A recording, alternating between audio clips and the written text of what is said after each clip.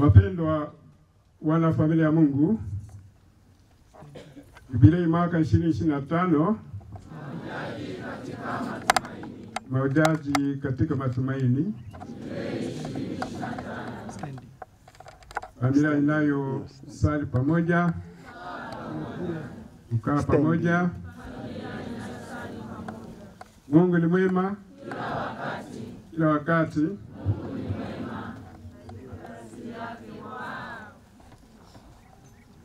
Wapendwa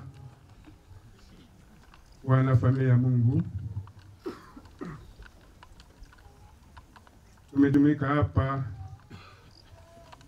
chuo cha dini Kigoromora, kifupi chake CHUDIKIE, kwa ajili ya kufanya mambo kadhaa. Jambo la kwanza likiwa ni kumshukuru Mungu, na kushukuru ni kuomba. Tunamshukuru Mungu kwa zawadi mbalimbali, zawadi ya uhai, zawadi ya imani, na zawadi ya wito. Na kwa namna ya pekee leo, wito wa ukatekista, na kwa namna ya pekee kabisa wito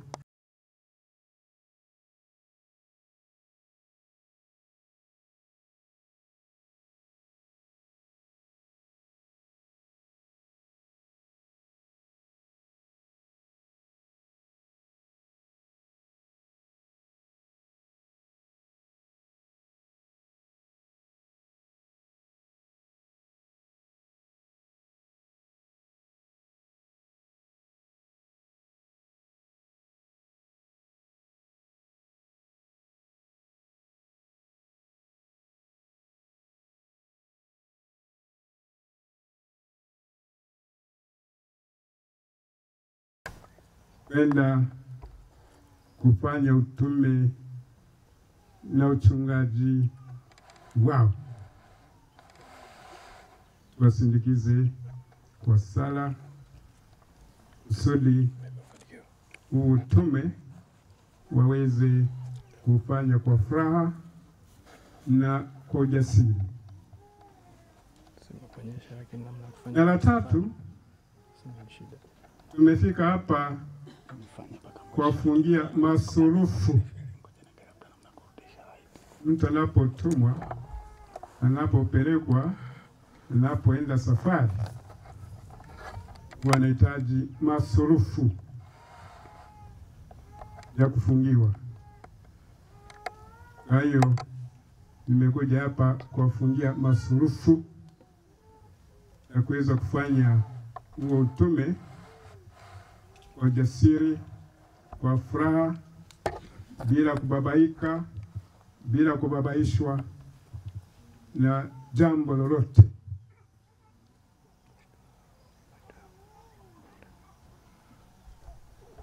Katika hilo jambo la tatu la kupelekwa na kutumwa, huwa nakumbuka wanafunzi fulani katika chuo cha kuogelea. Chuo hicho kilikuwa kinafundisha kuogelea. Mwalimu alikuwa na kitabu kikubwa chenye sura zaidi ya 50, kurasa zaidi ya 600. Katika kitabu hicho ilikuwa na hatua mbalimbali za kumfundisha huyo mwanafunzi. Sura ya kwanza ilihusu kufundisha mwanafunzi maji. yanavyofanana. Maji hayo yalikuwa kwenye beseni. Kila mwanafunzi alikuwa na beseni, sura ya kwanza hiyo.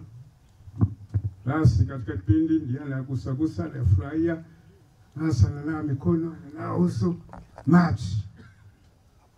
Wengine anakunywa na bariki ameyakombea maji, hayo maji. Hapa ni darasani. Sura ya pili ni kwenda kuangalia maji mtoni. Kanyaga ndani ya maji hayo, kuona inavyotiririka, basi na kusikia sauti yake. Kuna ndege wanavyokuja kunywa maji hayo na wanyama. Sura ya tatu ni kuwapeleka kwenye bwawa na maji. Wanaangalia samaki wanavyogelea, nini wanavyokimbia. Mwalimu kuelekeza kwamba itabidi muigi unavyoona unavyopiga maji au samaki, na nyinyi baadaye inabidi muogelee kama samaki hivyo. Naangalia vyura na wadudu wengine ndani ya maji. Kwa hiyo ndiye alikuwa anawapa uzoefu wa kuangalia maji. Na hapo kwenye bwawa wengine akaanza kuoga, kujisupia maji. Sura zikaendelea, baadaye wakaanza kuwafundisha maji ya kwenye ziwa, kwenye bahari. Bahati mbaya bahari ilikuwa mbali, na ilibidi wafundishe kwenda kuogelea kwenye bahari, kwenye ziwa. Sasa hizo sura za kuogelea huko walibaki tu darasani. Namna ya kuogelea kwenye kina cha mwanzoni, kina ambacho ni kifupi, kusogea ndani ya bahari, kina kirefu zaidi. Namna ya kuogelea, wamelala chali, kuogelea sui, wamesimama, nasimama kwenye maji, napiga mbizi. Namna ya kuogelea, miguu juu, kichwa chini, vyote hivi wako darasani. Anajifunza staili mbalimbali za kuogelea. Hatimaye wakapewa mtihani kuhusu hayo waliojifunza. Walipopewa mtihani wa nadharia ya kuogelea, walishinda vizuri, kuanzia alama 97.6 na kuendelea mpaka 100. Kaogelea vizuri, wakashinda mtihani. Baadaye ndio siku ya kuhitimu ikafika, kama leo ilivyofika kuhitimu. Siku hiyo mwalimu akaweka kwenye gari, wapeleka ziwani. Kwenye ziwa Mwaroni kulikuwa na mtumbwi, akaweka ndani ya mtumbwi, kapiga makasia mpaka katikati ya ziwa. Wengine kaanza kupiga mayowe walipoona mawimbi ya ziwani na tufani. Simeshinda mtihani, ipata maksi 197. Mayowe ya nini? As akaanza kutupa moja ziwani, moja. Wengine wakafaulu, wengine karibu ya umizi, basi akawaokoa, basi akarudisha Mwaroni. Wengine leo akaendelea kupiga mbizi mpaka katikati ya ziwa huko, kufanya uvuvi na kurudi. Sasa nyinyi makatikista tunaweza kuwalinganisha na wale wanafunzi wa kuogelea. Mmehitimu. Sasa mnatumwa si ziwani au baharini, mnatumwa ulimwenguni. duniani. Na Yesu anasema, na watuma ninyi kama kondoo kati ya mbwa mwitu. Mbwa mwitu hao ndio ziwa, ndio bahari mnakotuma. Sasa mnapotuma kama kondoo kati ya mbwa mwitu, mtakabiliana nao namna gani? Wengine wako tayari kuwararua, kuzima ukweli, kuchakachua, kuwasilisha uongo, na hasa enzi zetu hizi za akili mnemba, AI, artificial intelligence. Mnapotumwa, tufani ni nyingi, mawimbi ni mengi. Ndio maana tumefika hapa kuombea, kusudi msiogope, mwe jasiri, mweze kukabiliana nao mbwa mwitu kwa furaha, kuwaongoa au mbwa mwitu. Basi siku ya leo nimekuja na wataalamu wawili wa namna ya kuogelea, kupiga mbizi kwenye maji ya kina kirefu, wanaopiga mbizi bila kubabaika. Hawa ni makatekista wawili ambao tumepiga mbizi pamoja katika kipindi changu cha miaka 44 ya upadre. Tupigie makofi.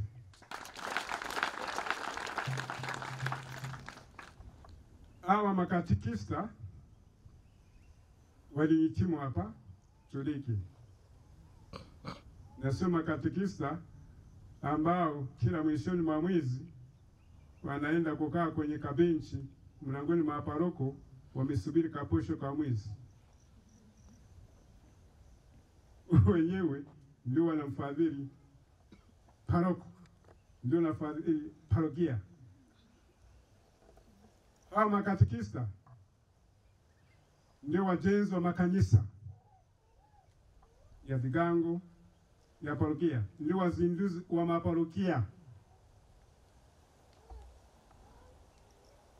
Hao makatekista ndio wanakamata jembe kwenye mbaramwezi usiku, kama mbaramwezi iliyowaka leo usiku kucha, ambako mwizi anaenda kuvuna kawa zako au kuiba ndizi yako, na aanza kujiuliza wewe huko unapiga usingizi.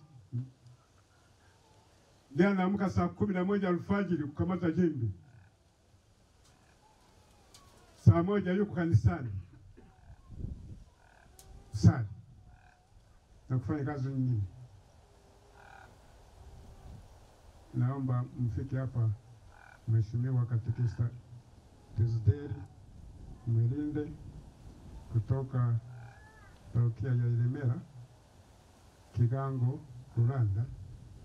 Huyu wakati niko vika jenerali wa jimbo Katoliki la Bukoba alikuwa ananishawishi nimwambie Baba Askofu Nestori Chimanywa apumzike kwa amani, kwamba katika vyeo mbalimbali vya umonsinyori, uparoko, udekano, basi waongeze cheo kingine BC. Sasa BC ndio maana gani? Builder of Churches. Nilikuwa najenga makanisa, nafikiri bado anaendelea kuyajenga, na nalikaribisha kuweka mawe ya msingi huko wapi chini huko Mwaroni huko. Ndio tuwaje. Kachokela huko. Temuka huko. Nimani huko kwa kajio la msingi, na nanda nimebeba jiwe na huyo amebeba jiwe. Wakati hapo liko vigajeno. Na makanisa mengine amehimiza Wakristo kufiasa matofali, michango mbalimbali, miti, michango ya jasho, sara, makanisa imara ya kisasa. Ndiye katekista huyo. Ni mwalimu, ni mkulima, ni mfugaji, ni mhamasishaji wa maendeleo ya jamii na ya kanisa. basi ataushirikisha anafanyaje hizo kazi bila kuomba kaposho parokiani, anafadhili. Daima huwa ananitumia chakula, magunia mbalimbali ya viazi vikuu, kashuri, ndizi, kuku, kondoo, mifugo, miti mbalimbali ya kuotesha, basi ataweleza. Asante sana. Mwingine naweza kuwa meketi. Na huyo anajua kuogelea na kupiga mbizi. Kondoo kati ya mbwa mwitu. Katekista Jason Torch. Mwanga Torch. Huyo anatoka parokia ya Murongo karibu na mpaka huko Murongo, mpaka wa Uganda, Mbarara na Rwanda ndio parokia iliko. Huyu amehamasisha kigango hicho Murongo kikawa parokia ya Murongo kwa nguvu zake.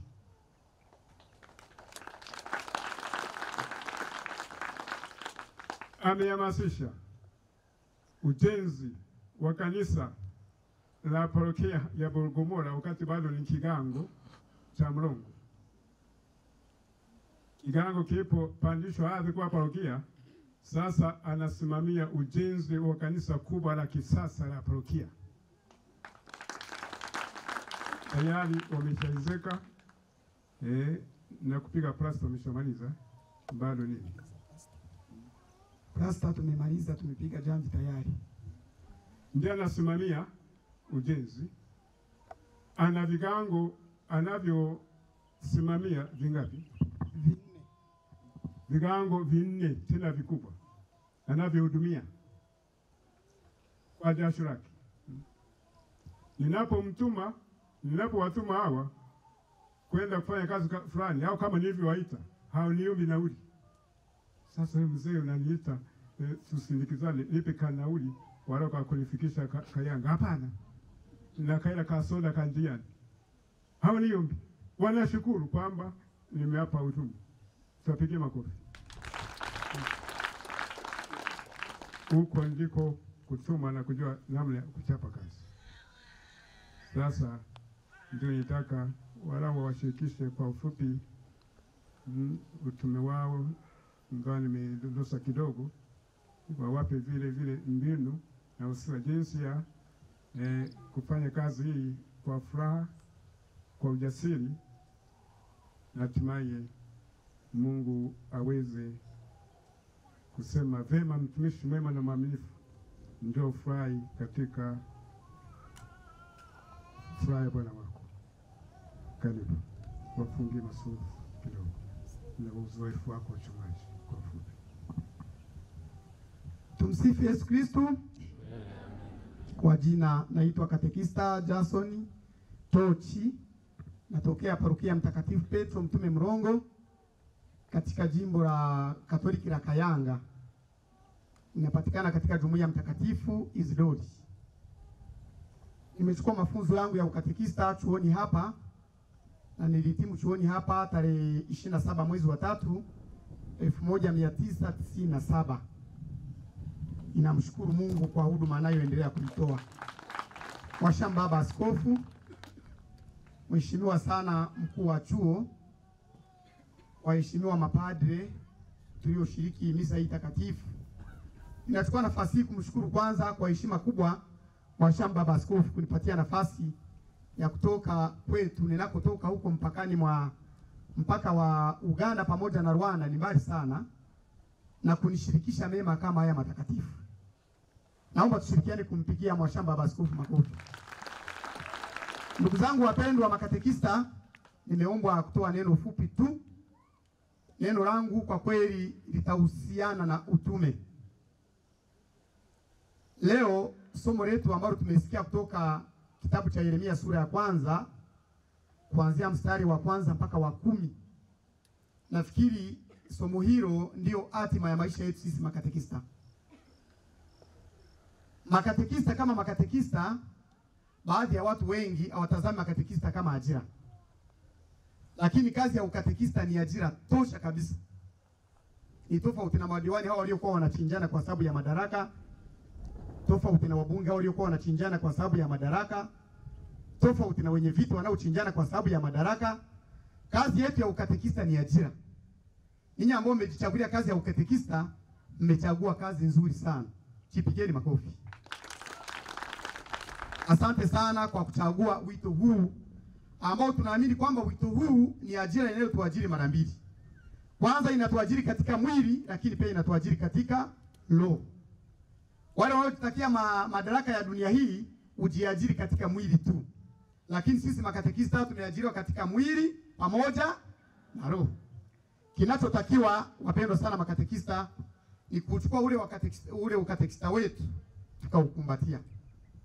Mwashamba Baba Askofu amehubiri vizuri katika mahubiri yake kwamba sisi kama makatekista tunaotumwa sasa hivi au tuliotumwa mwanzoni, kwa kweli tunazo changamoto kubwa, hasa kwa Wakristo ambao tunawapokea sasa, Wakristo wasiokuwa na imani. Mimi natoka pale mpakani, ninashuhudia ndugu zetu Waganda pale walivyo na imani. Waganda wanatoka Kampala kwa miguu, Kabale kwa mguu, wanaenda Kampala na Mgongo Kwiji, zaidi ya kilomita 500. Siamini kwa Wakristo wetu wa Katoliki wa Tanzania kama tunaweza kufanya hivyo. Siamini. Kule imani bado iko juu. Imani bado wameishikilia. Kwa hiyo makatekista wa kule kwa kweli kazi yao ni ndogo sana. Mwaka juzi baba paroko wa parokia kati pale aninalika pale kwenda kule Uganda, na waliniomba kuongoza mafungo kule. Niliongoza mafungo kule kwa kuruhusiwa na baba paroko, lakini kakuta makatekista wa kule hawana kazi kubwa, kwa maana Wakristo wao bado wana imani. Wa kwetu imani ni ndogo. Tumeshachanganya imani, tumeshachanganya msimamo, tumeshachanganya mwelekeo na dira. Kwa hiyo kazi ya makatekista itakuwa ni ngumu, na ndio maana Baba Askofu ameyataja hapa kwamba tunapotumwa, tunatumwa kama kondoo kati ya nini? Ya mbwa mwitu. Tusiogope. Huko tutakutana vishawishi, huko tutakutana vitisho, huko tutakutana kukatishwa tamaa, huko tutakutana imani tofauti. Tunahitaji kusimama imara. Leo inasema ili kwa kushuhudia kwamba wako Wakristo wetu ambao wameshachanganya imani vya kutosha. Wengi mara wanatumia mafuta ya mwamposa, mara udongo wa mwamposa, mara mifagio ya mwamposa, mara sijui nini vya mwamposa. Mkristo kama huyo huwezi kumuongoza na ukamfikisha nako hitaji kufika. Kama katekista hauja asali, kama katekista uchukui nafasi yako kufanya tafakari ya utume wako, kama katekista au kusimama imara, Wakristo hao huwezi kuwapeleka. Tutaishia kujiuzuru wakati tumepokea mamlaka haya mapya na madaraka mapya. Kwa hiyo niwaombe ndugu zangu wapendwa makatekista, kazi tunayopokea hii itusaidie kufika mbinguni. Ndio wazo la kwanza la katekista, kwamba katekista anapopokea kazi ya ukatekista, hiyo kazi hakikisha inakupeleka wapi? Mbinguni. Na kupeleka mbinguni, katekista unahitaji usibweteke, ufanye kazi. Kama alivyoongea Mwashamba Baba Askofu, mimi ni katekista wa vigango 4. Hapa nimeona makatekista wa Mungu, nafikiri mashahidi. Vigango vyangu sio vigango duni, ni vigango hai, na navihudumia kwa wakati mmoja. Lakini nachukua nafasi yangu, nitenga nafasi yangu kwamba muda huu ni wa kuhudumia kanisa. Kigango cha mwisho kabisa nakumbuka kilikosa katekista. Katekista ile kuwepo akajiuzuru, na kama alivyoongea Baba Askofu, ni kama alikatakataa kwa sababu basi aliona mambo yaendi vizuri. Nilikomba mwenyewe kwa hiari yangu kwamba naomba baba paroko kigango hicho nikabidhi kusudi niende kuhudumia. Kigango hicho mpaka sasa nimekihudumia zaidi ya miaka 2 na sitegemei hicho kigango kiacha. Wale wenye mtazamo mdogo wanajiuliza kwani natumia kigango hiki tena kiko polini kule. Lakini nafikiri mimi ndio maagano yangu na Mungu kwamba nilipopokea wito huu, nakumbuka wakati Mwashamu Marimba Baba Askofu Nestori Kimanyo anatuaga hapa, alituambia kwa kweli, katekista unapoondoka kufanya ukatekista, usiende kule kutafuta umaarufu. Nendeni kumtangaza nani? Kristo katika hali yoyote ile. Iwe ni wakati wa baridi, iwe ni wakati wa joto, iwe ni wakati wa mvua, iwe ni wakati wa jua, katekista unahitaji kumtangaza Kristo katika maisha yako. Tulishuhudia pale makatekista wakati tuko Bugomora, katekista mmoja alihitimu chuoni hapa mwaka 2008 alihitimu hapa na alirudishwa parokiani kuhudumia kanisa. Lakini nakumbuka hatua ya kwanza alipofika pale Bugomora, alimwambia baba paroko yafuatayo: mimi kama katekista nimehitimu miaka yangu miwili. Kwa hiyo kwa nafasi niliyo nayo nahitaji kujichagulia kigango bora ambacho nitakuhudumia. Na akasema sababu ya pili, kwa sababu umeshanipangia kigango ambacho si cha nyumbani, nitaomba uruhusu wa Kristo kila Jumapili wao wananipikia. Huyo katekista akudumu. Alifanya kazi mwaka mmoja, mwaka wa pili akasimamishwa, mwaka wa tatu akajiuzuru, mwaka wa 4 akawa kichaa. Tumsifu Yesu Kristo. Kazi ya ukatekista sio lele mama. Kazi ya ukatekista sio lele mama. Kazi ya ukatekista sio kutafuta madaraka wala mamlaka. Kazi ya ukatekista ni kuhudumia. Yaani mimi nahitaji kuhudumia kanisa tena kwa unyenyekevu mkubwa. Nahitaji kuhudumia kanisa bila kutafuta faida inayopatikana kanisani ya kimwili, bali natafuta faida ya kiroho ambayo naamini kwamba kupitia faida hiyo inanihitaji au inanitaka kuwa mtakatifu. Kwa hiyo naomba niwaalike makatekista ndugu zangu ambao sasa leo mnapokea madaraka hayo na mamlaka hayo, yatumieni vizuri. Ukiyatumia vibaya mamlaka hayo, maisha yako lazima yawe yasiyoeleweka. Nimeshuhudia makatekista wengi ambao wameingia kwenye utume huu, lakini kabla ya kufikia mwisho wa maisha yao, kwa sababu ya ulimwengu umewapeleka, makatekista hao hawakufika mbali. Alikuwa katekista mmoja alikuwa anatoka parokia Isingiro, nakumbuka, katekista mahiri kweli na maarufu. Alifanya kazi vizuri, lakini katika kufanya kazi kwake akaona kazi ya ukatekista ni kazi ambayo haina mshahara, haina posho, siwezi kufanya kazi hii. Huyo katekista nakumbuka alijiuzuru. Wale wanaotoka labda Kyerwa kwetu kuja Karagwe, huyo katekista wakati tunamkuta njiani anapiga mkono barabarani, naye alishakuwa nini? Kichaa. Kwa hiyo kazi ya ukatekista, tunapokea madaraka haya, tunahitaji kuyafanyia kazi. Katekista utahitaji uwe mtii kwa paroko wako. Katekista utahitaji kuelekezwa na paroko wako. Katekista hakuna utakachojiamulia wewe kama katekista, bali kanisa likuongoze, ndipo utapata furaha ya ukatekista. Kwa hiyo ukatekista huu ni furaha, ukatekista huu ni utakatifu, ukatekista huu ni utajiri, ukatekista huu kuna kila kitu. Mimi ni katekista lakini nafanya biashara. Kupitia ukatekista wangu mimi nafanya kazi zangu kwa mteremko kweli, na namshukuru Mungu. Kupitia ukatekista wangu watu wanajua viongozi wao wanalihudumia kanisa. Kwa hiyo changamoto nyingine za kibiashara mimi waga sikutani nazo. Ninafanya biashara kwa mteremko na kazi yangu inakwenda vizuri na mafanikio yanakuwa ni mazuri. Ndio maana mimi ukihitaji kunikomoa ukanifukuza ukatekista, baba askofu, utakuwa umenimaliza. Ukiniachia ukatekista utakuwa umenifanya nisimame. Kwa hiyo makatekista, pendeni kazi yenu hii mlioipokea iwasaidie zaidi, na baadaye mtajivunia kwamba kile tulichokuchagua kilikuwa ni chema. Kwa sababu ya muda, Mwashamba baba askofu, naomba niachie hapo. Asante.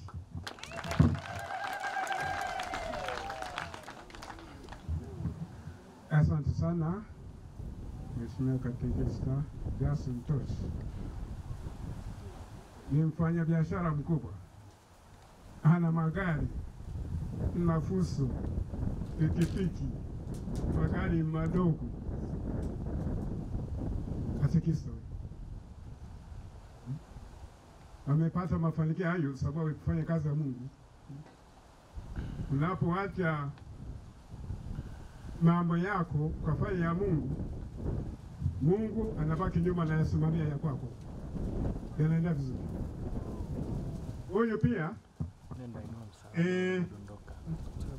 ndiye watu wangaiki tunapoenda kufanya sherehe parokiani Murongo. Ana mali za namna hii, mahema, na anafunga mwenyewe, vipaza sauti, ana control mwenyewe hivi. Vya kisasa kabisa. Na kazi yake. Anafadhili parokia. Katekista, anafadhili parokia. Anafadhili askofu. Hapa nije nimwambie acha ukatekista. Asante sana.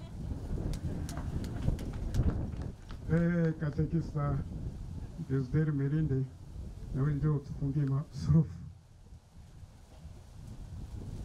Karibu. Huyu profession yake alikuwa ni mwalimu, tena mwalimu mkuu. Mwalimu mkuu. Baadaye akaacha hizo kazi, akaanza kujiajiri. Katika kujiajiri, ajira ya kwanza ilikuwa ni katekista. Nyingine hizo zinafuata za kilimo, ufugaji, biashara na kadhalika. Karibu. Kristo, huwa wanasema mambo coincide, yote yameingiliana yakatokea kwa wakati mmoja.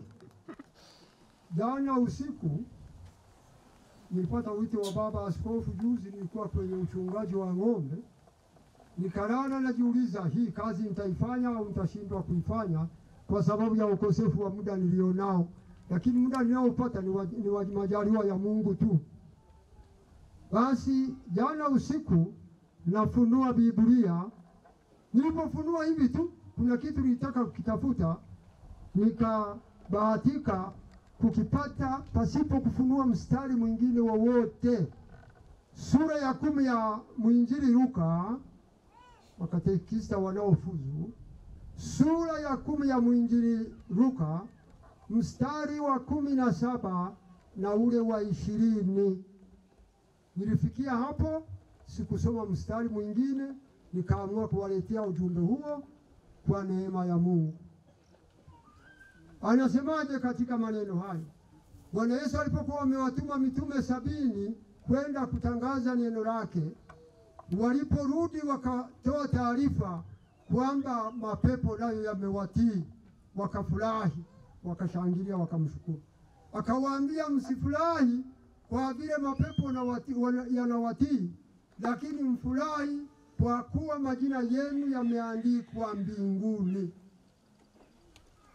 Wasifurahi kwa sababu wametiiwa na mapepo, lakini wafurahi kwa sababu majina yao yameandikwa wapi? Mbinguni. Wakatekista katika lugha moja ya kigeni wanasema habari za kuwa flexible. Wahaya wanaweza wakajua Kiingereza hicho kwa urahisi zaidi. Wanajua okufura kandi mamanyene kisibo. Kwa hiyo kaya ukwate kisibo akakifura yaba flexible. Kwa hiyo lugha hiyo wanaweza kujifunza kwa urahisi namna hiyo. Mimi sasa huko siendi. Yaani katekista unapaswa kuwa mtu ambaye anafanana kinyonga. Anafanana kinyonga. Kwa sababu gani? Katekista, wewe ni mtu watatu katika mfululizo wa mambo haya. Kwanza, juu yetu wote tuna Mungu. Mungu yuko juu yako. Ukiteremka chini unakuta mamlaka, uongozi hierarkia, baba askofu na mababa mapadri. Anayefuata wewe ni wewe katekista, Kagundu Antomi. Ukitoka pale unakuta watawaliwa hawa waumini wote huku chini. Sasa katekista pale katikati, Mungu anakuangalia, viongozi wanakuangalia, walio chini wanakuangalia. Unaona kwamba wewe ulivyolengwa mawe kutoka kila upande. Mbele ya uongozi hierarkia huwezi kufurukuta. Mbele ya waamini huwezi kufurukuta, kwa sababu wao wanaweza kukutathmini, wakakuwekea vema au wakakuwekea kushara means close. Wanakuwekea alama ya kuzidisha. Kwa hiyo sasa lazima uwe mwangalifu, uwe flexible katekista. Ujue viongozi wako wanakutaka nini na waumini wanakutaka nini. Sasa nianzie kwa waumini tunaoishi nao.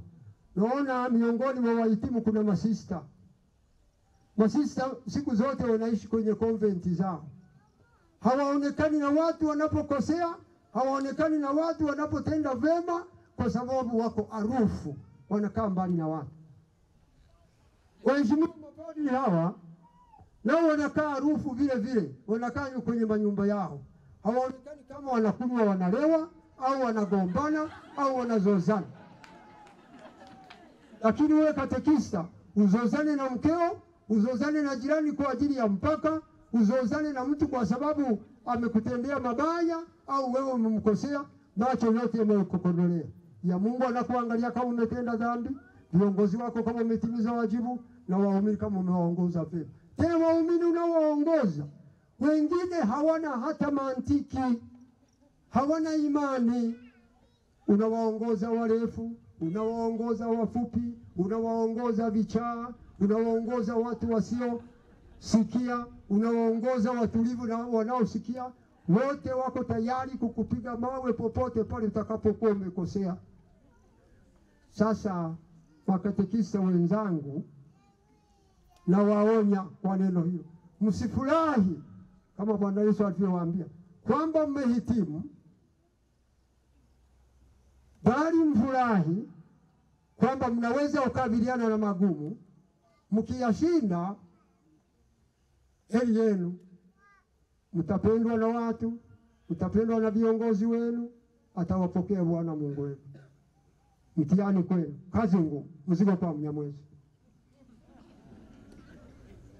Kwa hiyo msipokuwa uangalifu, huko mtakwama.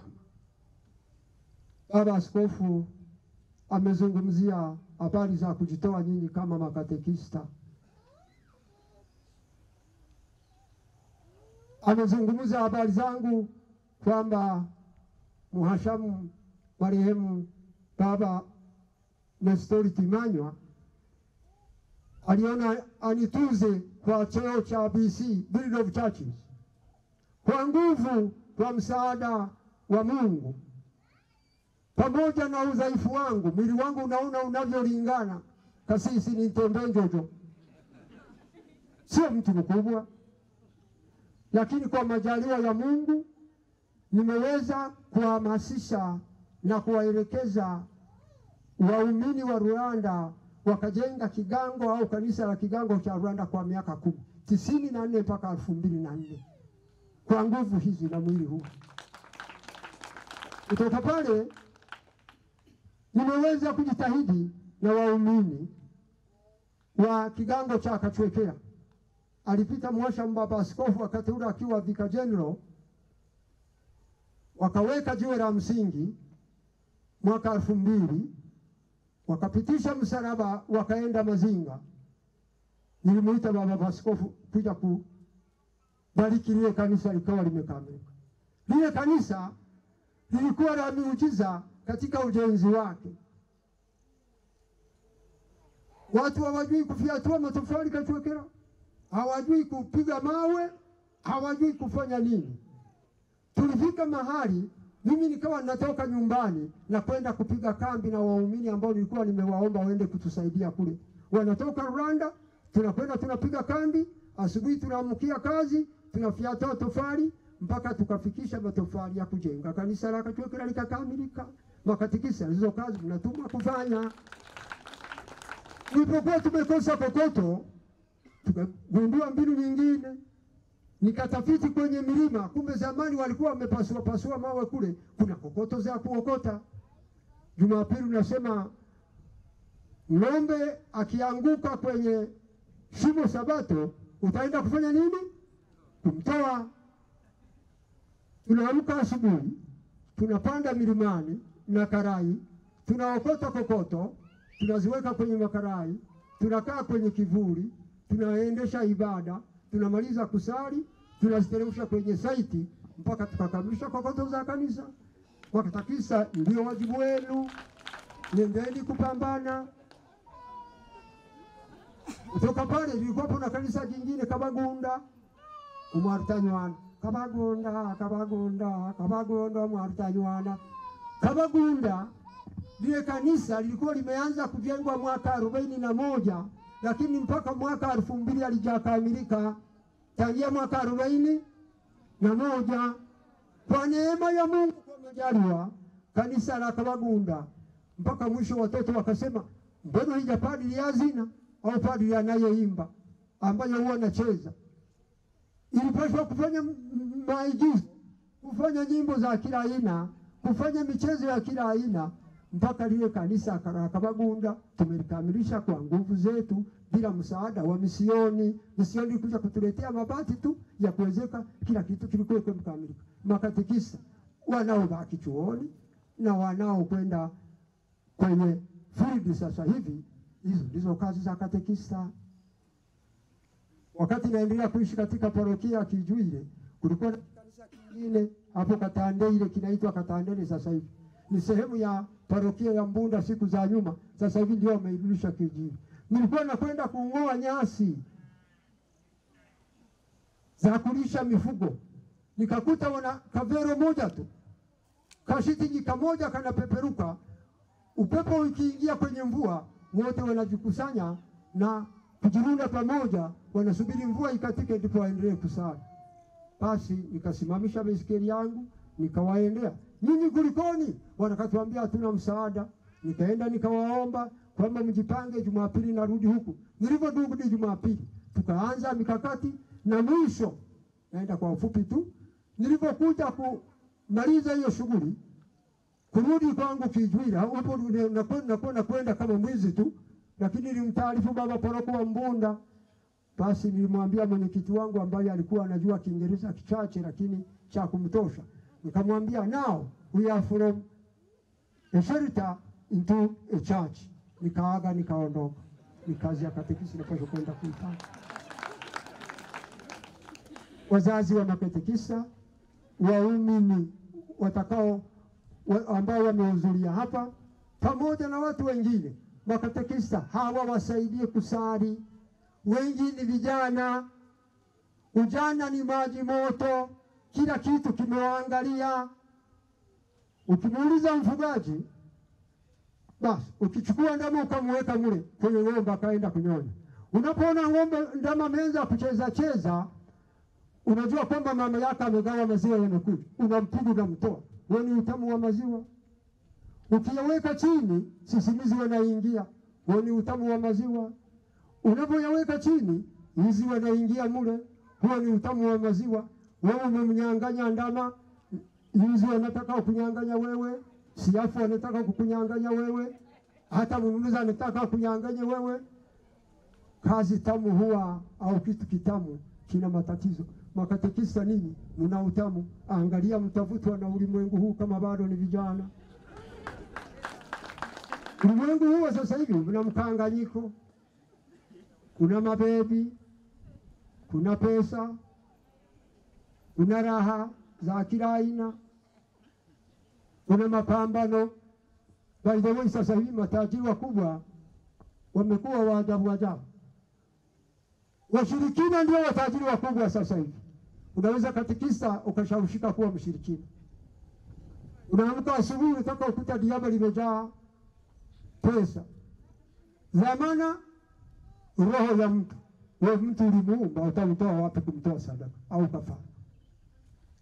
Unaweza ukashtukia, unaingia kwenye mitandao kuanza kuiba pesa za watu. Kwenye mtandao ukiuseti, ukaiba ndani ya dakika 10, unaweza ukashtukia ni bilionea mzuri. Sasa makatekista, angalia msiende huko. Nilipofika hapa, nikaangalia Nkondwa pale, nikaangalia Nshakara pale, nikaangalia pilipili hoho, nikaangalia nyanya mshumaa, nikaangalia na mambo mengine. Nikakumbuka Wahaya wanasema wakuhabori batiro muhanda. Simuona linalofanyika pale? Je, kwenu hakuna ardhi? Kwenu hakuna mvua? Kwenu hakuna maji?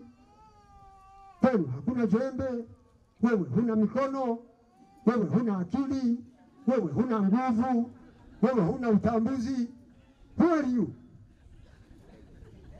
Tafadhali, unapokwenda baba askofu anavyozungumza. Kwa mfano mwaka huu ambayo mtu alikuwa na kahawa tani moja tu ilikuwa ni milioni 5 na visenti. Milioni 5 na visenti. Huu mkono ni silaha. Huu mkono ni kitendo ya kazi. Usiliogope jembe la alama ya kuuliza ili namba 7. Kalitumia vizuri. Usitafute nyama ya kule ikashindikana, ukaenda kwenye vibanda kubomoa. Kafuge sungura, kafuge kuku, kafuge kanga, kafuge mbuzi. Ukiona mbuzi utawalisha nini? Watu wanaishi kwenye mazingira ambayo yanastawisha Muhumura. Nakumbuka enzi nazungumza na masista wa Bikira Maria wa Msaada wa Daima hapa Kagondo, halafu Migera, niliwaambia Muhumura kabla haujafikia hatua ya kushinda mtu kumpanda, tayari umezalisha mbuzi 10. Nikawafundisha kanuni ya 11 11 11, kwamba nenda mkaombe kuku. Ukiomba kuku mmoja au kumtafuta ukampata, basi mzalishe wawe kuku 10. Kuku 10 ukiwauza mbuzi mmoja, ukizalisha mbuzi 10 ukiwauza ng'ombe mmoja, ukizalisha ng'ombe 10, nasema ni kitu kingine. Hapo umeenda kwenye pepo za juu hapo. Kwa hiyo tafadhali, tumieni mikono yenu, tumieni akili yenu, tumieni busara zenu, tumieni macho yenu. Kati atachumata laki talimantano, mkaangalie watu wanaofanya kazi za mikono wanavyonufaika na maisha haya. Wakatekisa wengine wenzangu huwa ni watu wa ajabu ajabu.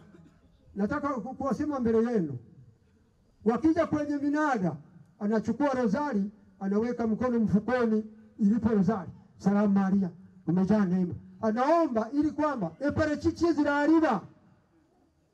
Mtu aseme hizo parachichi kwa katekista 500 600, katekista anapika makofi. Msio makatekista wa namna hiyo.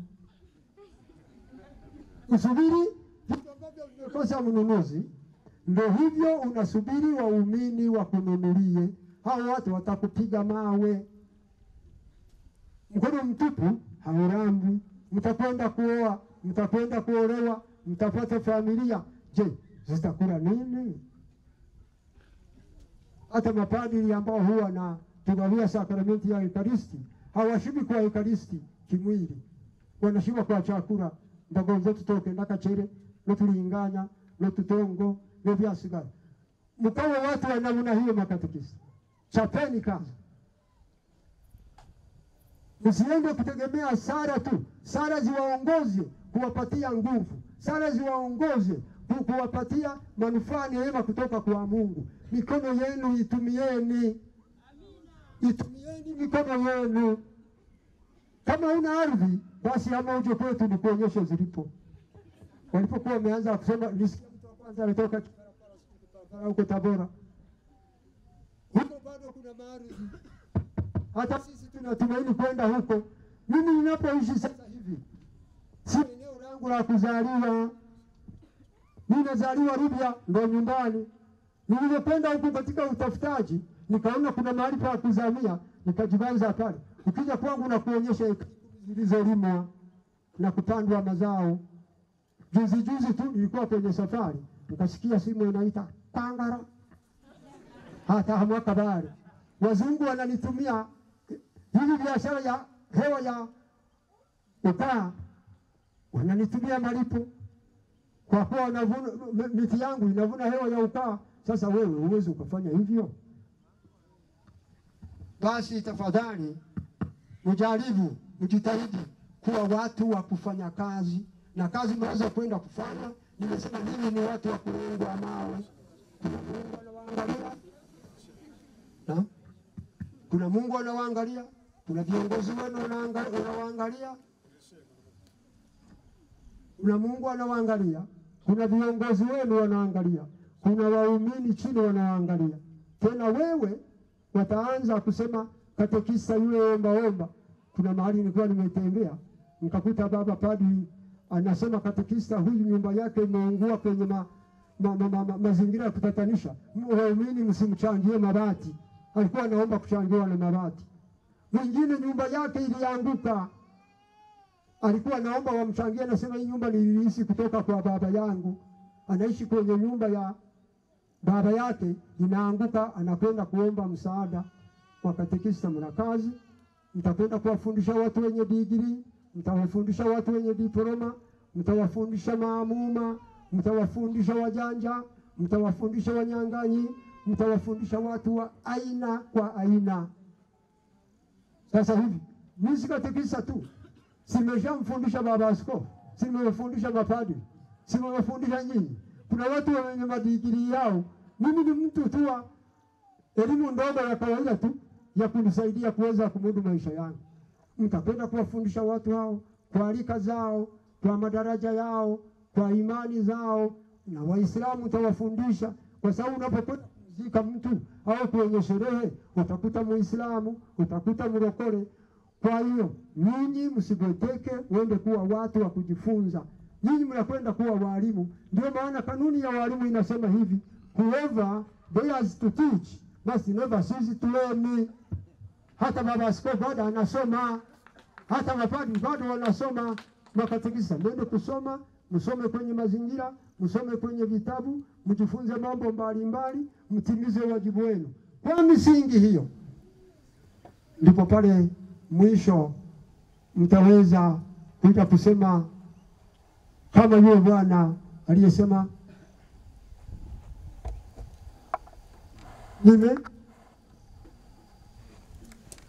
nimemaliza ngwe yangu, nimemaliza ngwe yangu, akiomba kuvishwa taji la utukufu kwa kuwa ametenda kazi.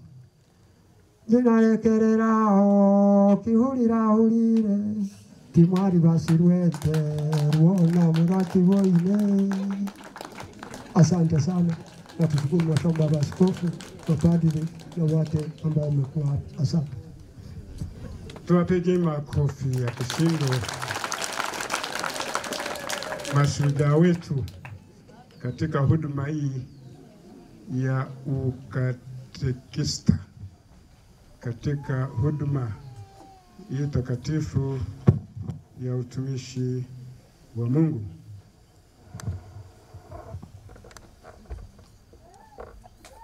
Bwana Yesu mara nyingi alipokuwa akiwahubiria watu akisha hitimisha, alikuwa anasema mwenye masikio na asikie. Asante sana kwa ujumbe wenu, kwa elimu yenu, kwa ushauri, kwa nasaha, kwa masurufu ambayo mmetufungia. Makatekista wanaohitimu, wanaobaki, wazazi na wageni sote waalikwa, wamesisitiza kwamba ukatekista ni ajira. Huduma katika kanisa ni ajira, ni ajira iliyo bora kuliko ajira nyingine zote. Mara nyingi tunaposema ajira, baadhi yetu tunafikiria ajira ya kulipwa pesa, mshahara, posho ya kuweka mfukoni na juu yake kilo wa mgongo. Ndio nasema kwamba hiyo ndio ajira. Ajira ya kufanya huduma ya kanisa, kazi ya Mungu, ni bora kuliko zote. Maana unapotoa muda wako na nguvu zako na karama zako kwa kazi ya Mungu, Mungu anabaki nyuma kutoa muda wake na baraka zake kwa kazi hizo ulizoacha nyuma kunyumbani. Pia Mwenyezi Mungu anaendelea kukulipa, si kwa mapesa, si kwa mapesa, bali malipo ya Mwenyezi Mungu yako ya aina 8. Tena haya ndio hayaliwi na nondo wala wezi, hawatafika kukunyang'anya, hawatafika kukunyang'anya. Kwa hiyo naomba mapadre na nyinyi makatekista, endelea kuhimiza mito ya ukatekista, mito ya upadre, mito ya utawa.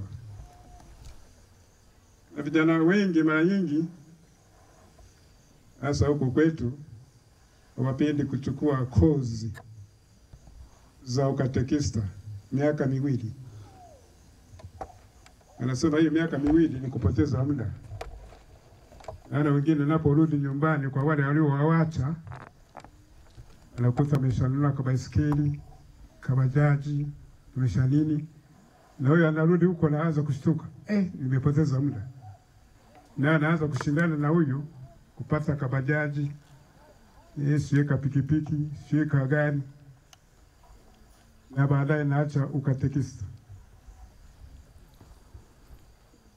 Hivyo mambo ya pesa mara nyingi unakuta unatumia katika mifuko iliyotoboka. Pesa unazipata, lakini naona zikuletea faraja, zikuletea furaha.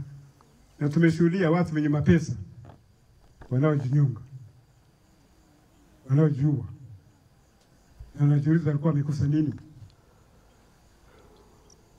Kwa hiyo Mungu anakupa malipo zaidi ya aina 8 kwa mpigo unapomtumikia. Mimi nimeshuhudia hilo. Ya kwanza, malipo ya kwanza ni kupokea mara 100 zaidi pamoja na uzima wa milele.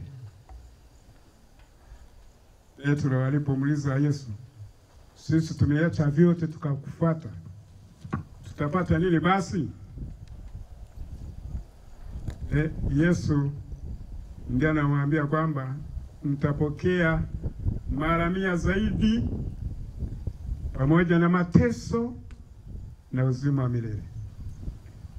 Yaani hiyo ni pilau. Kwenye pilau wanaweka pilipili. Sasa pilipili yako inayokoleza ni mateso. Kwa hiyo mateso yapokee kama pilipili, kama kiungo cha utamu wa pilau, malipo yako.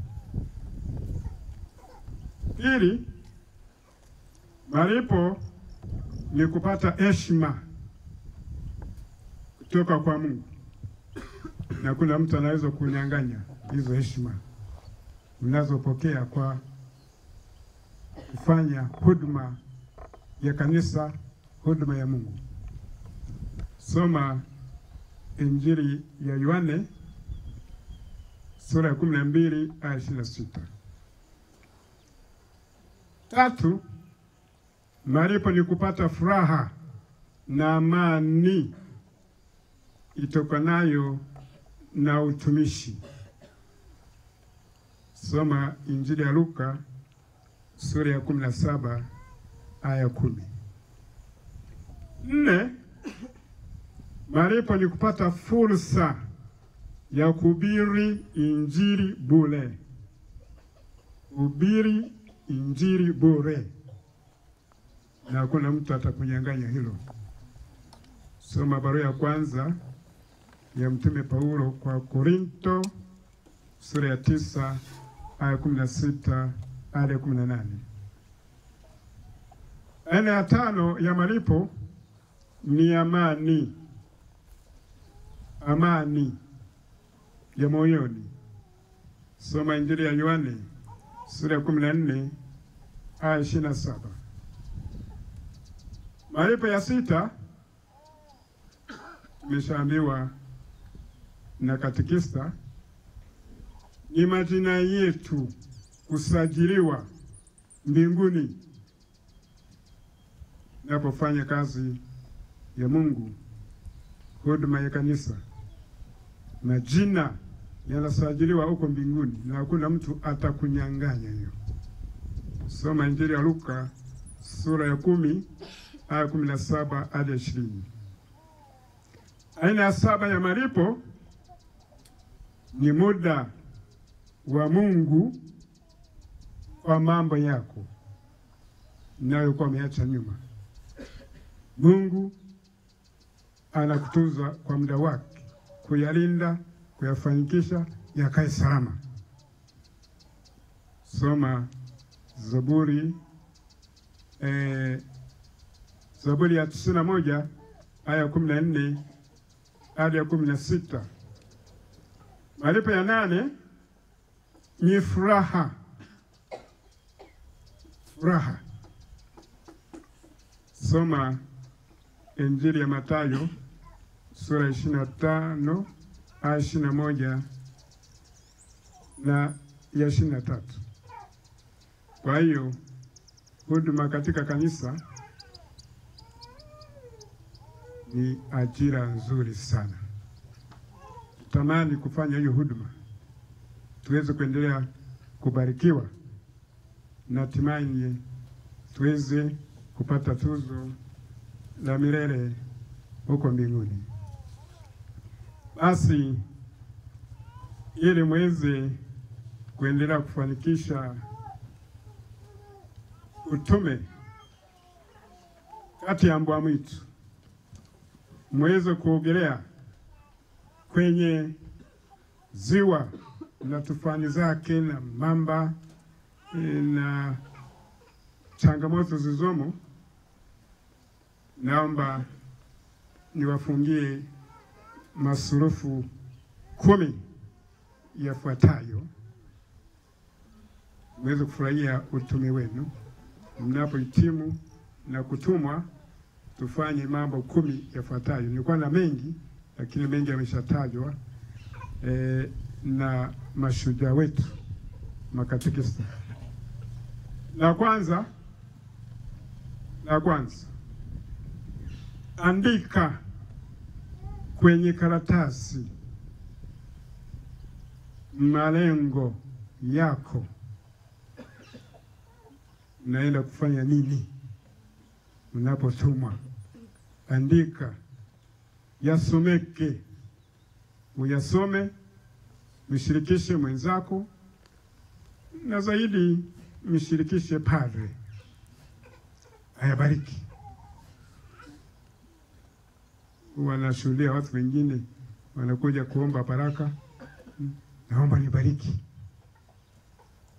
Wakati mwingine nasita, nikubariki kwa ajili ya nini? Kufanyikisha nini? Kwa nini naomba baraka? Kwa malengo gani? Hiyo baraka ikusaidie kwa kazi gani?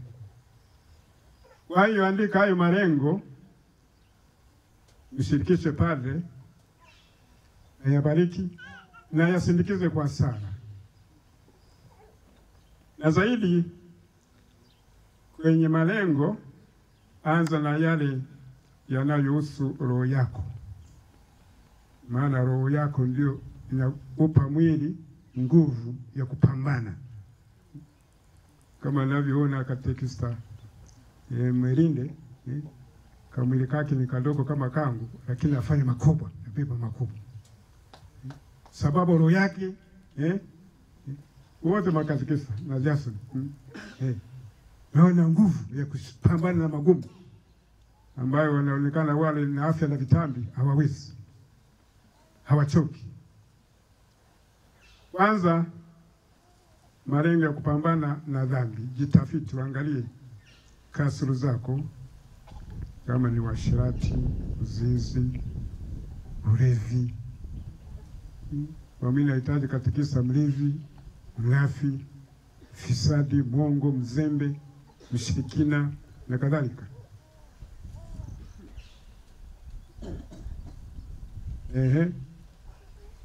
Itaingia wengine maisha ya ndoa, wengine sijui kama amesha oa na kuolewa. Jitahidi kuishi maisha ya sakramenti, hasa ya ndoa. Orodhesha hivyo vilema na daima ujiongee sakramenti za uponyaji, sakramenti za kitubio na sakramenti ya mpako wa wagonjwa. Daima sali, hudhuria misa na komunika. Andika malengo yako ya kimwili yanayohusu maendeleo kiuchumi, miradi mbalimbali ya kilimo, ufugaji, ujenzi wa aina gani, nyumba yako, ujenzi wa kanisa, ujenzi wa nyumba ya mwanajumuiya au mwanakigango ambayo unaona ni muumini maskini, mzee, mgonjwa, mjane. Andika malengo ya kiuchumi, kimwili, biashara na kadhalika. Soma kitabu cha Sira sura 42 aya 7. La pili, napotumwa, tumia vizuri kalenda yako. Kalenda yako isiwe ni pambo la nyumba. Tumia vizuri saa yako. Saa yako isiwe ni pambo la mwili la mkono. Waingereza wanasema time is money. Muda, wakati ni pesa. Napoleon aliwaambia wanafunzi wake, na nukuu, muda unaochezea ni fursa ya kuwa balaa baadaye. Muda unaochezea ni fursa ya kuwa balaa baadaye. Mwisho wa kunukuu. Kuna rafiki yangu, nilishawaambia baadhi yenu, alinunua saa kama pambo. Alipokuwa anaulizwa muda, anashika mkono wake na saa, naangalia saa. Napoangalia saa, alafu naangalia angani, naangalia juu. Alafu naangalia saa tena. Vimekamatana. Muda unaoniuliza, saa yangu na jua vimekamatana. Vikwa thangaini. Huyo ilikuwa ni pambo. Kwa hiyo tumia vizuri muda. Maandiko matakatifu yanasema, na nukuu, kunapokuwa bado mchana, yatupasa kuendelea kufanya kazi za yule alinituma, maana usiku nakuja ambako mtu hawezi kufanya kazi. Mwisho kunukuu kutoka Yohani sura 9 aya ya 4. Na ukipata nguvu, usiogope kufanya kazi kwenye mbaramwezi. Kwenye mbaramwezi, chapa kazi. Tatu, daima kila siku kabla ya kwenda kulala, andika kwenye karatasi mambo utakayofanya kesho. Uwe umeshakuwa na ratiba. Na itakusaidia kuamka mapema. Uwe na ratiba inayoendana na malengo yako ya mwaka na namna ya kuyatekeleza, ambayo umegawanya kwa vipindi mbalimbali, vifupi na virefu. Umegawanya kwenye mihora. Uwe na ratiba. Hii itakusaidia kwenda kulala mapema. Na wenga wetu wa Kiingereza wamesema, early to bed and early to rise makes a person healthy, wealthy and wise. Nisha kunukuu. Kwenda kulala mapema na kuamka mapema humpa mtu afya njema, utajiri na busara. Lakini wengi wanafukuta usingizi. Wanafukuta usingizi. Ndio maana unaona wengine wanakosa hekima na afya njema. Usingizi ni kitu cha lazima, hasa usiku, kwa ajili ya afya njema ya akili na ya mwili. Usipokuwa na ratiba, kuna hatari ya kuingizwa kwenye ratiba za wengine ili ufanikishe mipango yao. Hii nimeishuhudia hivi karibuni. Vijana wengi wameingizwa kwenye ratiba za wengine kufanikisha mambo yao. Wanaingizwa, wanasombwa, wanapelekwa mahali fulani, baadaye hana nauli ya kumrudisha, haikutolewa kule, hana ila chakula. Baada ya kufanikisha mambo yake, anamsahau, basi anaanza kuhangaika, anaanza kukanyaga kwa mguu kilomita zaidi ya 40. Hakuwa na ratiba, anaanza kulialia. Ukiwa na ratiba utatumika kwa kufanikisha mambo ya wengine, na wao ukishafanikisha yao wanakusahau. Katekista uwe na ratiba na ufundishe watu kwa na ratiba na uzisimamie. La 4, epukana na urafiki mbaya. Biblia inasema msidanganyike, urafiki mbaya huharibu tabia njema. Soma barua ya kwanza Mtume Paulo kwa Korinto sura 15 aya 33. Na ikimbie dhambi kama kumkimbia nyoka, maana ukimsogelea nyoka utaumwa. Dhambi hufisha maisha ya watu. Misha kunukuu kutoka kitabu cha Sira sura ya 21 aya 2. Na dhambi huwa ni tamu, ndio maana watu wapendi kuiacha. Ulevi ni mtamu, kisha uzoea, ndio maana ukuacha inakuwa ngumu. Urafi ni mtamu, kuchukua vya wengine bila jasho, wizi, ufisadi ni mtamu.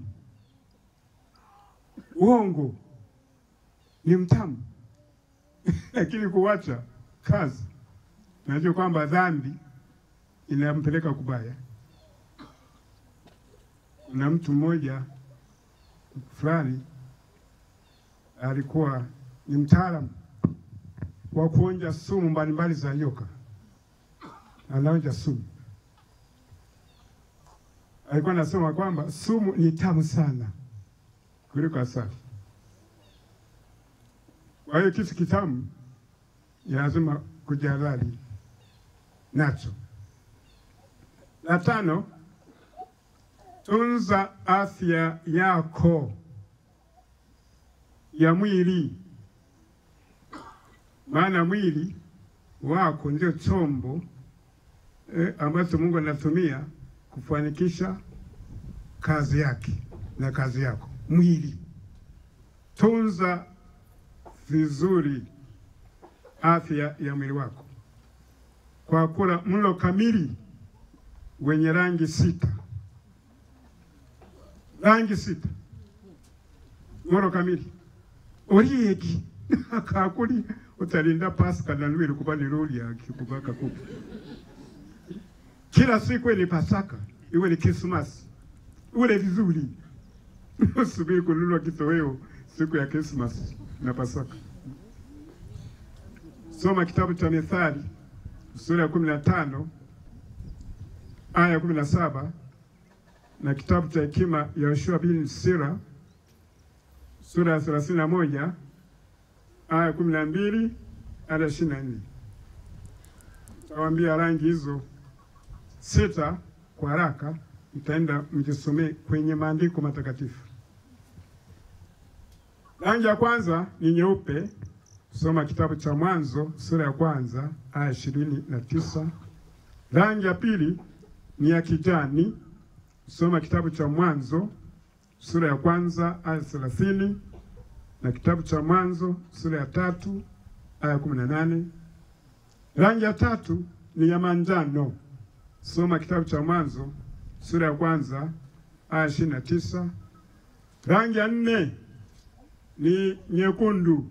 Soma kitabu cha Mwanzo sura ya 9 aya 3 hadi 4. Rangi ya 5 ni ya blue. Soma Zaburi ya 42 aya 1 hadi ya 2. Rangi ya 6 ni nyeusi. Soma kitabu cha Sira sura 38 aya ya 4 hadi ya 9. Wahenga wetu wamesema mtaji wa maskini ni nguvu zake mwenyewe, bila jasho upati. Nguvu zinapatikana kutokana na ulaji bora. Kama wewe unakuwa maskini na una afya njema, ni dhaifu, aise sijui watakuzika ukiwa hai, unajizika mwenyewe. Ni maskini na una afya njema, pole sana. Neno la 6, surufu la 6, daima timiza wajibu wako.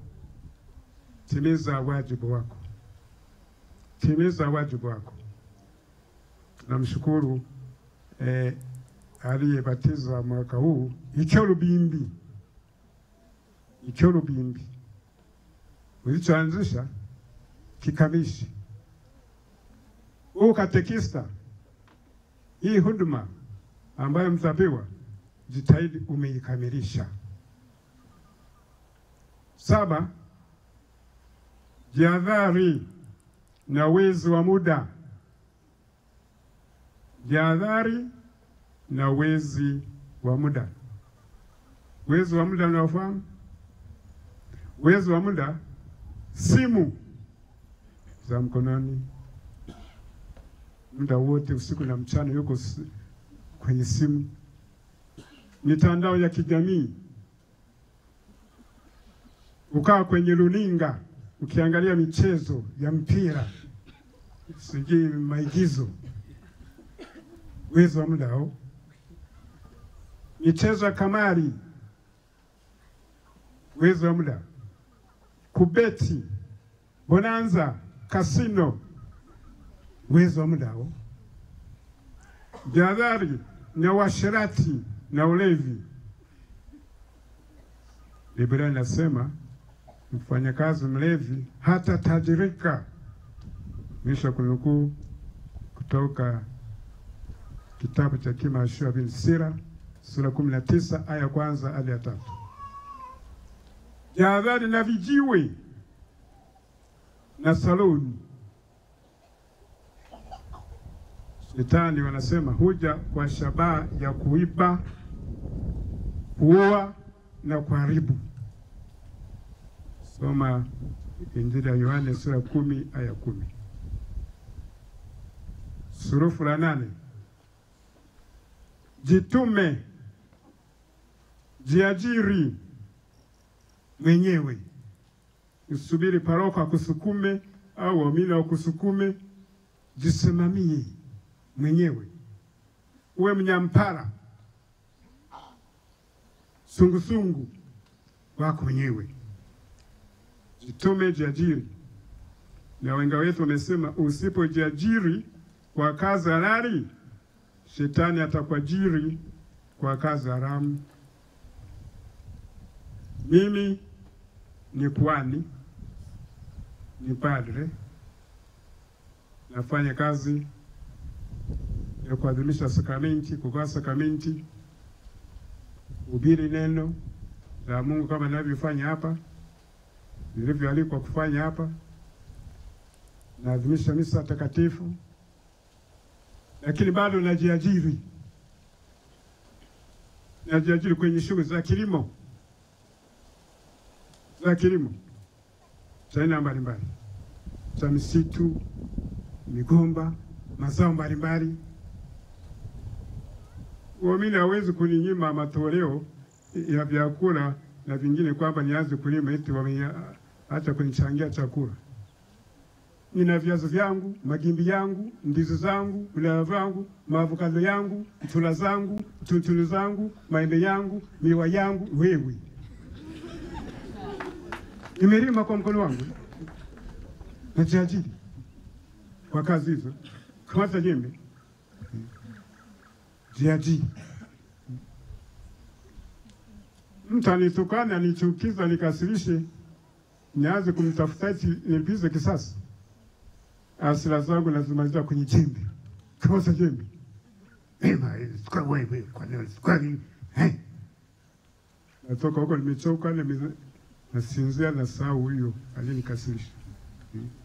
Kwa hiyo jiajiri, jifunze kutoka kwa sisimizi. Sisimizi. Biblia inasema na nukuu, ewe mvivu, hebu ukamchungulie sisimizi, fikiria namna yake ya kuishi ukapate hekima. Sisimizi hana kiongozi, ofisa wala mtawala, lakini ujiwekea chakula wakati wa kiangazi, hujikusanyia akiba wakati wa mavuno. Ewe mvivu, utalala hapo mpaka lini? Utaamka lini katika usingizi wako? Wasema, acha nilale kidogo tu, acha nisinzie kidogo, acha nikunje mikono nipumzike kidogo. Wakati huo maskini utakuvamia kama mnyang'anyi, ufukara utakuvamia kama jambazi.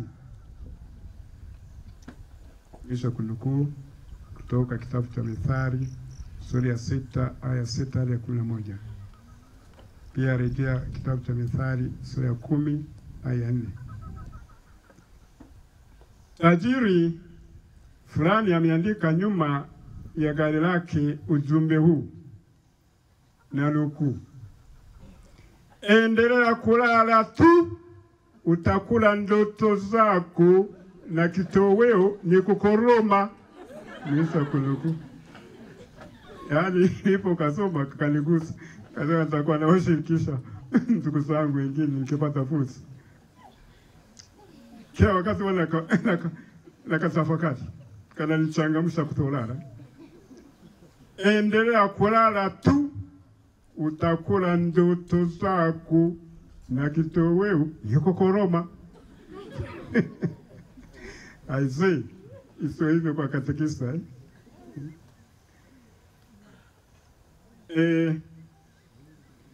Tujifunze kutoka kwa Mtakatifu Paulo mtume anayesema, na nukuu, ndugu, tunawaamuru kwa jina la Bwana wetu Yesu Kristo, mjiepushe na ndugu wote walio wavivu. Ninyi wenyewe mnajua kwamba mnapaswa kufuata mfano wetu. Sisi tulipokuwa nanyi hatukuwa wavivu, hatukula chakula kwa mtu yeyote bila ya kumlipa. Tulifanya kazi kwa bidii na taabu mchana na usiku, ili tusiwe mzigo kwa mtu yeyote kati yenu. Tulifanya hivyo si kwa kuwa hatuna haki ya kutaka msaada wenu, ila kwa sababu tunataka kuwapeni mfano. Tulipokuwa kwenu, tulikuwa tukiwaambieni, mtu yeyote asipenda kufanya kazi asile chakula. Mwisho kunukuu kutoka kitabu cha barua ya pili mtume Paulo kwa Wathesalonike sura ya 3 aya 6 hadi 10. Jitume, jiajiri, hilo la 8. La 9, uaminifu. Uaminifu. Maandiko matakatifu yanatuambia, maana ukitenda vitu kwa uaminifu utafanikiwa katika mambo yako yote. Soma kitabu cha Tobiti sura ya 4 aya 6. Pia soma Injili ya Mathayo sura ya 25 aya 21 na 23. Uaminifu. Unaweza kutumwa huko yale malipo yasionekane mara moja ambayo yanatoka kwa Mungu. Ukapenda kujilipa, unafanya kazi, naanza kujilipa. Pengine umeikopa fomu ya kukusanya michango kwenye jumuiya. Nasi huko unaanza kujilipa. Unapeleka kiasi fulani kwa paroko, kingine unabaki nacho mfukoni unajilipa. au umepewa kazi ya kuhesabu sadaka, unakuwa unajilipa huko huko, noti nyekundu hazionekani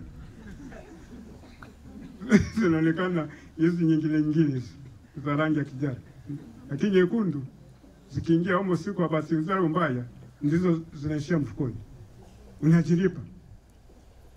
Usijilipe, unajiletea laana, kama tulivyoshirikishwa na ndugu zetu makatekista. Uaminifu. La 10, kumbuka kutoa zaka. Soma kitabu cha sura 12 aya 3, ambako anatuambia hakuna jema lolote litakalomjia mtu anayekataa kutoa zaka. Ni maandiko matakatifu, na zaka ni 1/10 ya mapato yako. Soma kitabu cha sura 12 aya 3. Yametimia mangapi? Asante. Kazi niliyotumwa nimekamilisha. Kwa hiyo zingatia masurufu mliopewa na mashuhuda wetu na wengine. Nilikuwa nimekuja na kundi la makatekista, kwa sababu muda nataka kila mmoja awashirikishe. Naomba muje kutoka Kayanga makatekista. Karibu.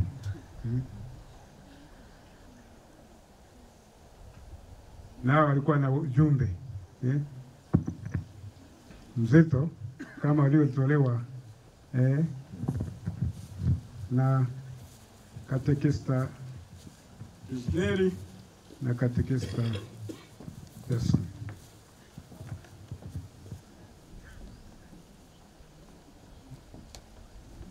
Huyo katekista atajitambulisha. Alipata ajali mbaya akiwa kwenye utume, lakini basi miguu ilikatika kama mwogo, lakini leo anatembea vizuri. Unapofanya kazi ya Mungu Mungu anakupa majaribu halafu unashinda. Jitambulishe, jina, matoko wapi, nini, maneno machache tu. Asante sana. Tumsifu Yesu Kristo. Ni kwa jina naitwa Katekista Noras Kurugasira toka Jimbo Katoliki ya Kayanga, parokia ya Bugene. Nafanya utume parokiani na katika vigango viwili, kigango cha Ianda ya kwanza na kigango cha Chonyonyo. Mimi ujumbe wangu kwa makatekista wenzangu, kwa kuwa mengi yameshasemwa, ninasema hebu nendeni mjionee fahari kuitwa makatekista na kuwa makatekista. Mwioni kuwa fahari kwenu, maana ukisoma katika maandiko matakatifu wa Korinto wa kwanza sura ya kwanza aya 31 inasema, kila mwenye kutaka kuona fahari na aone fahari katika Bwana. Nanyi basi nendeni mhudumie Mwenyezi Mungu, mwe watumishi waaminifu walio wema. Mungu atawajalia upendo mkubwa na furaha katika utukufu wake wa mbinguni. Tumsifu Yesu Kristo. Asante sana. Mungu ni mwema na kila wakati. Naitwa Katekista Gonzaga Steven. Katekista Norasco ni paroko wangu msaidizi. Ni paroko wangu. Mimi ni katekista msaidizi katika kigango cha Ihanda. Nafanya kazi shirika linaloitwa Kinder Education Support, ni mkurugenzi. Tunahusika na kuboresha mazingira na miundombinu katika shule za msingi. Wapendwa makatekista mnaohitimu, nendeni mtumikie Bwana, maana yeye ndiye majibu ya kila kitu. Tumsifu Yesu Kristo. Mungu ni mwema kila wakati. Mimi kwa majina naitwa Katekista Faris Evaristi Bojo. Ninatumikia katika kigango cha Cherunga kama katekista mkuu, ambapo katika parokia Bugeni, ambapo nina utume katika ukatekista kwa miaka 3, lakini ninawapongeza sana kwanza makatekista ambao sasa mnahitimu, lakini tunawakaribisha sana katika kazi ambayo ni nzuri, ambayo pia ina ugumu wake. Mimi nilitegemea wakati nakuja kupata ukatekista, watu walio wengi walisema wewe sasa unaenda kuwa maskini kwa sababu ya kazi ambazo nilikuwa nikizifanya, lakini hakika mimi kazi ninazozifanya nazotumika katika utume wangu ni kazi nyingi. Kwanza mimi ni mwalimu wa kwaya, ninafundisha kwaya mara nyingi, lakini vile vile nafanya kazi ya utume wa ukatekista vizuri, naweza kutumikia kabisa kwa muda wote na kwa kupanga ratiba zangu. Lakini vile vile mimi ni mfanyabiashara mzuri tu wa vifaa vya umeme na ni fundi wa umeme. Kwa hiyo kazi zote nazifanya vizuri kwa wakati na watu wananishangaa kwa kupangilia vizuri ratiba zangu. Kwa hiyo tusiogope kwamba tunaenda kuwa maskini, bali tunaenda kupata utajiri kama wenzetu walivyotangulia kusema. Tumsifu Yesu Kristo. Asante sana. Kwa hiyo na walikeni tufanye kazi ya Mungu. Tunapofanya kazi ya Mungu, awali ya yote na kujalia afya njema, amani ya rohoni, furaha. Sasa mimi nilitumwa rasmi kama kuhani tangu tarehe 6 mwezi wa 12 1981. Ni miaka mingapi hiyo? Miaka 44. Bado niko kakijana, unaona ndio. Juzi nilitembea matembezi ya hisani toka Bukoba mpaka Mgana. Niliacha wote. Simuliona? Nampiga picha huyu. Alikuwa anachukua picha, alinipiga picha, alinitumia picha. Niliacha wote. Kwa kwanza kufika Mgana. Miaka 44. Bado namwomba Mungu niendelee kumtumikia. Aniongezee miaka mingine 56 wale mtumikie Mungu kwa miaka 100. Tumsifu Yesu Kristo. Mnashangaa